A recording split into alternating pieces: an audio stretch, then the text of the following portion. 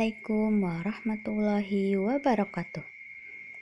Pada pembelajaran prakarya aspek kerajinan di semester 2 ini, kita akan mempelajari tentang kerajinan bahan limbah lunak. Setiap orang dalam proses kehidupan selalu menghasilkan sampah setiap harinya. Sampah sering disebut juga dengan limbah. Limbah merupakan material sisa yang dibuang sebagai hasil dari proses produksi industri maupun rumah tangga.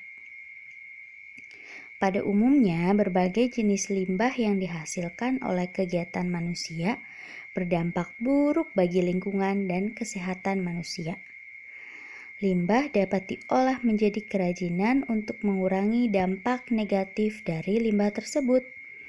Nah, jenis limbah yang dapat dimanfaatkan sebagai bahan kerajinan harus diidentifikasi terlebih dahulu. Setelah limbah diidentifikasi, limbah dapat dikelompokkan berdasarkan jenisnya yang dapat dimanfaatkan sebagai bahan kerajinan. Pengelolaan limbah secara kreatif dan inovatif akan menghasilkan produk kerajinan yang bernilai jual tinggi. Nah, berikut beberapa jenis limbah. Yang pertama, limbah berdasarkan senyawanya. Yang kedua, ada limbah berdasarkan wujudnya. Yang ketiga, limbah berdasarkan sumbernya. Kita akan bahas yang pertama dulu, limbah berdasarkan senyawanya. Berdasarkan senyawanya, limbah dibagi menjadi dua jenis, yaitu limbah organik dan limbah anorganik. Apa itu limbah organik? Limbah organik adalah limbah yang bisa dengan mudah diuraikan atau mudah membusuk. Limbah organik mengandung unsur karbon. Limbah organik dapat ditemui dalam kehidupan sehari-hari. Contohnya kulit buah dan sayur, kotoran manusia, dan kotoran hewan. Bagaimana dengan limbah anorganik? Limbah anorganik adalah jenis limbah yang sangat sulit atau bahkan tidak bisa untuk diuraikan atau tidak bisa membusuk. Limbah organik tidak mengandung unsur karbon. Contohnya adalah plastik, beling, dan baja.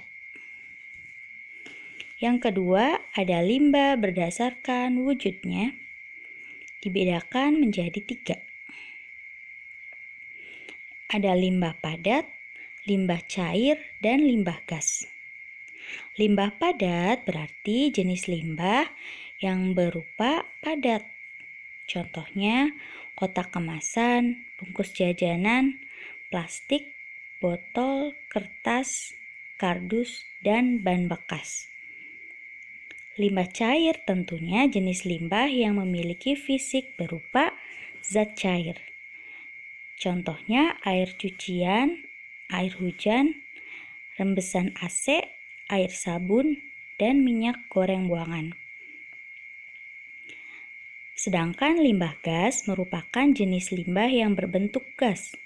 Contoh limbah dalam bentuk gas yaitu karbon dioksida, karbon monoksida, HCl, NO2, dan SO2.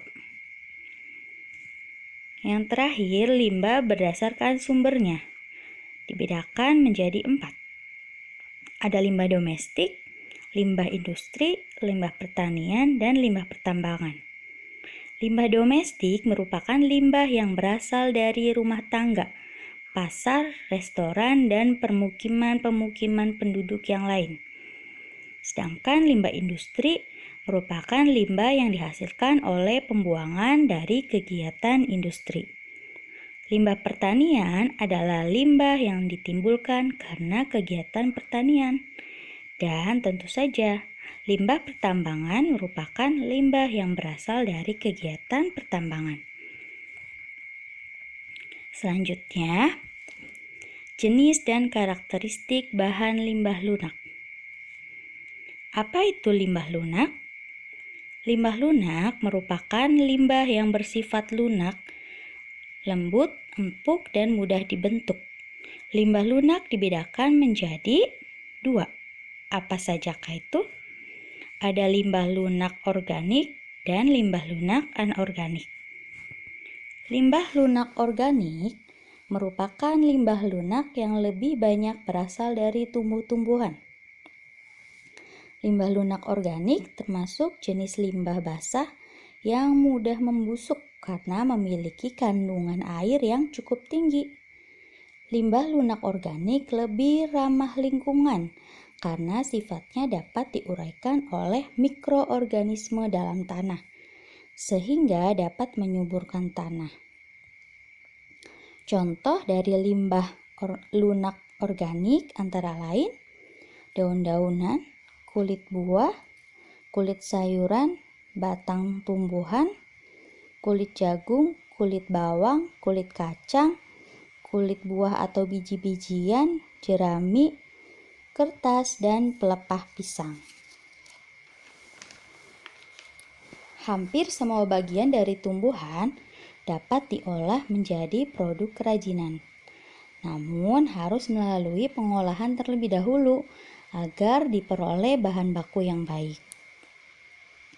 Selanjutnya, limbah lunak anorganik, yaitu limbah lunak yang berasal dari bahan olahan dengan campuran zat kimiawi dan menghasilkan bahan yang lembut, empuk, lentur, dan mudah dibentuk, serta diolah dengan bahan yang sederhana. Limbah lunak anorganik pada umumnya bersifat relatif sulit terurai. Meskipun bisa terurai, tetapi memerlukan waktu yang lama. Limbah lunak anorganik dapat berasal dari kegiatan domestik atau sampah rumah tangga, industri, dan pertambangan.